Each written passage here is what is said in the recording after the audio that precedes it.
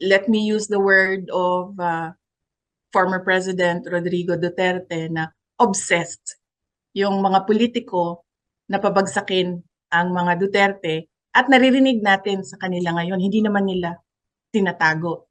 Sinasabi nila publicly. I cannot speak for Congressman Paulo Duterte, no? I cannot speak for Congressman Paulo Duterte. I cannot speak for my husband, Man Scarpio. Meron naman silang mga sariling statements ata nila.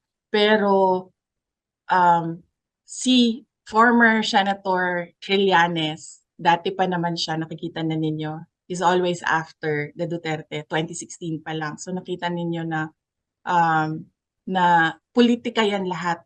Wala na yan siyang ibang motibo, kundi politika lang.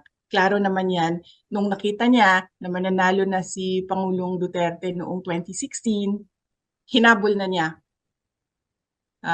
si President Duterte at yung buong pamilya ngayon. Si Risa Ontiveros is a female version of a Sonny Trillanes.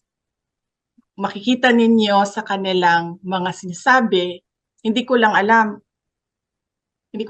kung sinasadya nila na hindi nila ginagawang sekreto na politika ang motibo nila.